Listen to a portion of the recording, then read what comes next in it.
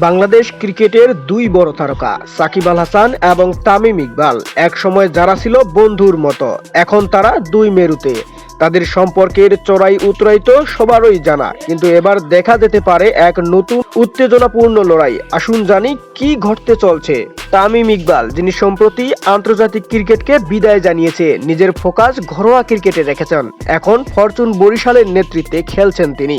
অন্যদিকে সাকিব আল হাসান কাটাচ্ছেন কঠিন সময়, রাজনৈতিক কারণে ফিরতে পারছেন না দেশে এবং তার বোলিং অ্যাকশনে আন্তর্জাতিক নিষেধাজ্ঞা সাকিবের জন্য যেন কাল হয়ে দাঁড়িয়েছে। তবে এই দুই তারকাকে আবারও দেখা যাবে একসাথে লিজেন্ডস লিগে। হ্যাঁ, এই দুই জাতীয় তারকাকে এবার লিজেন্ডস লিগে একে অপরের প্রতিপক্ষ হিসেবে নামতে যাচ্ছে 6 থেকে 18 ফেব্রুয়ারি। তামিম ইকবাল নিজেই জানালেন তার খেলার কথা। অন্যদিকে তার দলে রয়েছে ক্রিস গেল, তিলক রত্নে দিলশান, হার্সেল গিবস এবং আরো অনেক তারকা ক্রিকেটার। অপরদিকে সাকিব আল হাসান খেলবেন দুবাই জায়ান্টস এর হয়ে। এই লিগে সাকিব এবং তামিম একে অপরের মুখোমুখি হবেন জাতীয় দলের এই দুই সাবেক অধিনায়ক। দুই কিংবদন্তি এবার লিজেন্ডস লিগে নিজেরই প্রমাণ করবেন ভিন্ন ভিন্ন দলের হয়ে। তাহলে কে হবে এই লিজেন্ডস লিগের নায়ক, তামিম নাকি সাকিব? আপনার মতামত কমেন্টে জানাতে ভুলবেন না। ধন্যবাদ, দেখা হবে পরের ভিডিওতে।